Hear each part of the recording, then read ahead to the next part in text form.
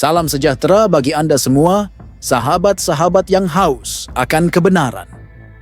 Mungkin Anda pernah mendengar pertanyaan-pertanyaan yang sering diajukan oleh kaum ateis yang meragukan keberadaan Tuhan Allah. Mungkin juga pertanyaan-pertanyaan ini telah menghantui pikiran kita di tengah malam saat kita mencoba memahami hakikat kehidupan dan keberadaan ilahi. Tapi tahukah Anda bahwa jawaban atas pertanyaan-pertanyaan ini bukan hanya ada, tetapi juga sangat memuaskan jika kita bersedia melihatnya dengan logika, ilmu pengetahuan, dan hati yang terbuka. Hari ini, saya ingin mengajak Anda untuk menyelami 3 pertanyaan besar. 3 pertanyaan yang sering kali menjadi senjata kaum ateis untuk menyerang keyakinan kita. Tapi jangan khawatir, karena kita tidak hanya akan menjawabnya, kita akan membongkar setiap sudutnya, menggunakan alasan yang masuk akal, filsafat yang mendalam, dan referensi dari Al-Quran yang begitu indah. Saya berjanji, pada akhir sesi ini, Anda akan merasa lebih tenang, lebih yakin, dan lebih percaya diri dalam menghadapi siapapun yang mencoba meragukan keberadaan Allah. Inilah pertanyaan umum yang sering diajukan oleh mereka. 1. Jika Allah Maha Kuasa, apakah Dia bisa menciptakan batu atau makhluk yang begitu berat sehingga Dia sendiri tidak bisa mengangkatnya? 2. Mengapa Allah tidak menampakkan diri secara nyata kepada manusia agar manusia bisa yakin? 3. Jika Allah Maha Baik, mengapa Dia mengizinkan penderitaan dan kejahatan di dunia? 3 pertanyaan inilah yang sering kita dengar, baik itu di sosmed ataupun dalam lingkungan kita sehari-hari. Sebenarnya dari ketiga pertanyaan ini, saya melihat ada tujuan baik di dalamnya. Di dalam hati si penanya itu, mereka sebenarnya mencari kebenaran hakiki yang memuaskan logikanya dan menenteramkan hatinya. Jadi, mari kita mulai dengan pertanyaan pertama, yang mungkin salah satu yang paling klasik dan sering diajukan. Jika Allah Maha Kuasa, apakah Dia bisa menciptakan batu atau makhluk yang begitu berat sehingga Dia sendiri tidak bisa mengangkatnya? Anda mungkin pernah mendengarnya atau bahkan pernah memikirkannya sendiri. Pertanyaan ini terdengar begitu sederhana, namun seolah-olah memiliki daya ledak intelektual yang besar. Mari kita renungkan sejenak. Apakah Allah benar-benar Maha Kuasa jika Dia tidak dapat menciptakan sebuah batu yang Dia sendiri tidak mampu angkat? Atau jika Dia bisa menciptakannya, apakah itu berarti Dia tidak lagi Maha Kuasa karena ada sesuatu yang tidak dapat Dia lakukan? Tapi tunggu dulu, apakah pertanyaan ini benar-benar adil? Apakah ia benar-benar relevan? Mari kita lihat lebih dekat. Ketika kita berbicara tentang konsep Maha Kuasa, kita sedang berbicara tentang sesuatu yang melebihi batas logika manusia. Allah dalam pandangan Islam adalah pencipta segala sesuatu, termasuk hukum-hukum logika itu sendiri. Kekuasaannya tidak dibatasi oleh apa yang kita pahami sebagai mungkin atau tidak mungkin. Namun pertanyaan ini berusaha membatasi Allah dengan kerangka logika manusia yang sempit. Bayangkan ini seperti sebuah permainan catur. Dalam aturan catur, raja tidak bisa melompati bidak lain seperti kuda. Jika kita bertanya, bisakah raja bergerak seperti kuda? Maka pertanyaan itu tidak masuk akal dalam konteks permainan. Begitu juga dengan pertanyaan tentang batu ini. Ia mencoba memaksa Allah untuk melakukan sesuatu yang secara definisi bertentangan dengan konsep kekuasaan absolut. Atau contoh lain, bayangkan seorang arsitek yang merancang sebuah gedung tinggi. Apakah masuk akal jika kita bertanya, bisakah arsitek ini merancang gedung yang begitu tinggi sehingga ia sendiri tidak bisa membangunnya? Tentu saja tidak, karena arsitek tidak dibatasi oleh desainnya sendiri. Ia bisa merancang apapun yang ia inginkan, tetapi pertanyaan semacam itu hanya mencerminkan ketidaktahuan kita tentang kemampuan seorang arsitek. Sama halnya dengan Allah, pertanyaan tentang batu yang tidak bisa diangkat tidak menggambarkan kelemahan Tuhan, melainkan keterbatasan pemikiran kita. Allah tidak menciptakan paradoks, karena paradoks adalah hasil dari pemikiran manusia yang terbatas. Dalam Al-Quran, Allah berfirman, Dan sesungguhnya kami telah menciptakan langit dan bumi, dan apa yang ada antara keduanya dalam 6 hari, dan kami sedikit pun tidak ditimpa keletihan. Quran Surat Qaf ayat 38. Ayat ini menggambarkan kekuasaan Allah yang tanpa batas. Allah tidak pernah lelah, tidak pernah terbatas oleh ruang, waktu, atau hukum-hukum yang diciptakannya sendiri. Jadi ketika seseorang bertanya apakah Allah bisa menciptakan batu yang tidak bisa, dia angkat mereka sebenarnya sedang mencoba memasukkan Allah ke dalam kotak logika manusia yang terbatas. Dan itulah kesalahannya. Namun mari kita lihat dari sudut pandang sains. Dalam fisika modern, kita mengetahui bahwa hukum-hukum alam seperti gravitasi dan massa adalah konsep yang relatif. Bahkan Einstein menunjukkan bahwa apa yang kita anggap konstan sebenarnya bisa berubah dalam kondisi tertentu. Jadi bagaimana mungkin kita bisa mendefinisikan batu yang tidak bisa diangkat dalam konteks penciptaan Tuhan yang tak terbatas? Ini adalah undangan bagi kita untuk melampaui batas logika kita sendiri dan memahami bahwa Allah tidak terikat oleh konsep-konsep yang kita ciptakan. Dia adalah pencipta segala sesuatu, termasuk logika itu sendiri. Pertanyaan kedua, mengapa Allah tidak menampakkan diri secara nyata kepada manusia? Pernahkah Anda merasa bahwa iman Anda akan semakin kuat jika Anda bisa melihat Tuhan secara langsung? Mungkin Anda pernah berpikir, kalau saja Allah menampakkan diri, pasti tidak akan ada lagi orang yang ragu. Tapi, apakah itu benar? Apakah penampakan Allah akan benar-benar memperkuat keyakinan kita? Mari kita bayangkan sejenak. Jika Allah menampakkan diri kepada manusia, bagaimana bentuknya? Apakah dia akan tampak seperti manusia? Tentu tidak, karena Allah tidak serupa dengan apapun di alam semesta ini. Lalu, apakah dia akan tampak seperti cahaya, awan, atau energi kosmis? Sekali lagi, itu juga tidak mungkin. Karena dia adalah pencipta segala sesuatu. Disinilah letak kebijaksanaannya. Jika Allah menampakkan diri secara nyata, itu justru akan menghilangkan esensi ujian hidup. Allah menciptakan dunia ini sebagai tempat ujian, di mana kita diminta untuk menggunakan akal, hati, dan keyakinan kita untuk mencarinya. Ini adalah bagian dari rencananya yang indah. Dalam Al-Quran, Allah berfirman, "Dan apabila kami memberikan nikmat kepada manusia, dia berpaling dan menjauhkan diri. Dan apabila dia ditimpa kesusahan, dia berputus asa." Quran Surat Al-Isra ayat 33. Ayat ini menggambarkan bahwa manusia seringkali hanya mencari kepastian yang instan. Jika Allah menampakkan diri, mungkin banyak dari kita yang akan beriman. Tetapi iman itu akan dangkal karena tidak melibatkan proses pencarian dan pengorbanan. Mari kita lihat dari sudut pandang psikologi. Ketika kita mendapatkan sesuatu dengan mudah, kita cenderung tidak menghargainya. Sebaliknya, ketika kita harus bekerja keras untuk mendapatkannya, kita merasa lebih puas dan lebih menghargai hasilnya. Begitu pula dengan iman. Proses mencari kebenaran, merenungkan alam semesta, dan memahami firman Allah adalah bagian dari perjalanan spiritual yang memberikan makna mendalam pada hidup kita. Selain itu, jika Allah menampakkan diri secara nyata, apakah itu tidak akan menghilangkan kebebasan kita untuk memilih? Ingatlah bahwa Allah memberikan kita kehendak bebas untuk beriman atau tidak. Jika Dia menampakkan diri, kebebasan itu akan hilang karena tidak ada manusia yang mampu menyangkal keberadaannya. Jadi, ketidaktampakan Allah bukanlah kelemahan, melainkan bagian dari kebijaksanaannya.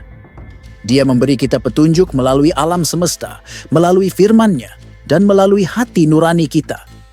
Tugas kita adalah membuka mata hati kita untuk melihat tanda-tanda kebesaran-Nya.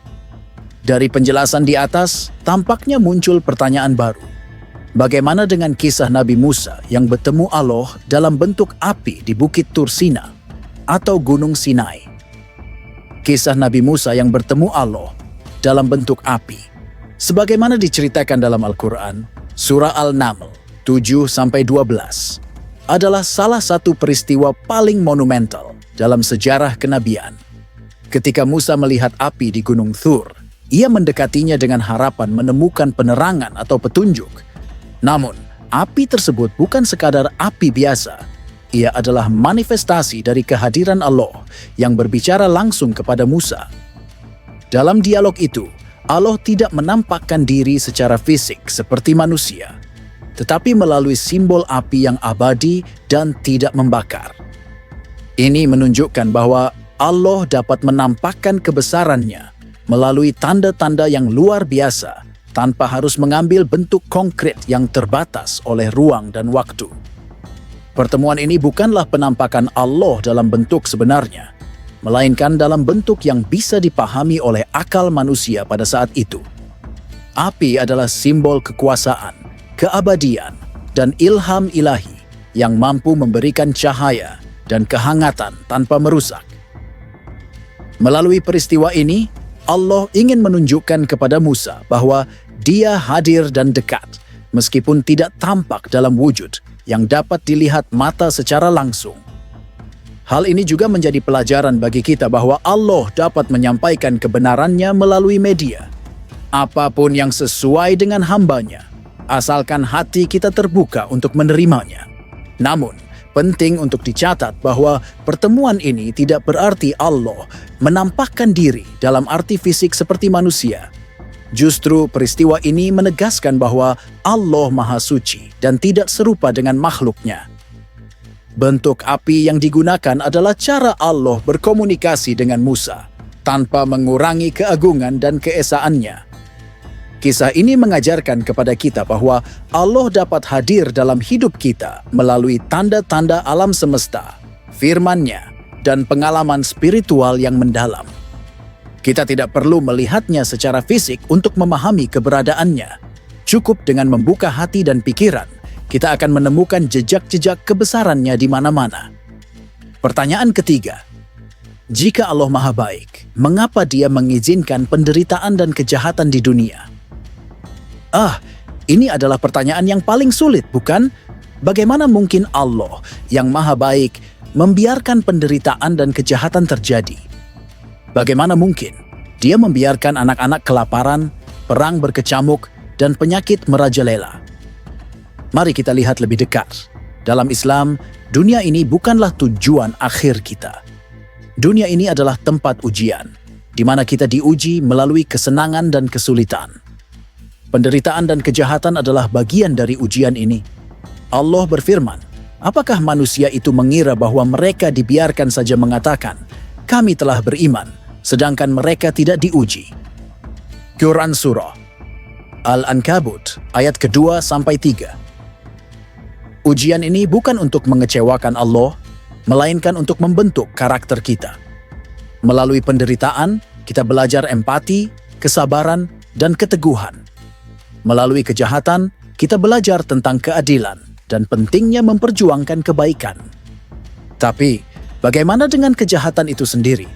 Bukankah Allah yang menciptakan segalanya, termasuk kejahatan? Tidak. Allah menciptakan manusia dengan kehendak bebas. Kehendak bebas ini adalah karunia yang memungkinkan kita untuk memilih antara kebaikan dan kejahatan. Ketika seseorang memilih kejahatan, itu adalah hasil dari pilihan mereka sendiri, bukan dari Allah. Lalu, mengapa Allah tidak menghentikan kejahatan? Karena jika Dia melakukannya, itu berarti Dia mengambil kehendak bebas kita. Dunia ini akan menjadi robotik, di mana semua orang dipaksa untuk berbuat baik. Itu bukanlah keadilan, melainkan tirani. Namun Allah tidak meninggalkan kita begitu saja. Dia memberikan kita petunjuk melalui agama, melalui nabi-nabi, dan melalui hati nurani kita. Dia juga menjanjikan balasan di akhirat bagi mereka yang sabar dalam menghadapi penderitaan. Dalam Al-Quran, Allah berfirman, sesungguhnya sesudah kesulitan itu ada kemudahan. Quran Surah Al-Insyirah, ayat ke-5. Penderitaan bukanlah akhir cerita. Ia adalah bagian dari perjalanan menuju kebahagiaan abadi di surga. Kesimpulan, menemukan kebenaran di balik. Pertanyaan kaum ateis.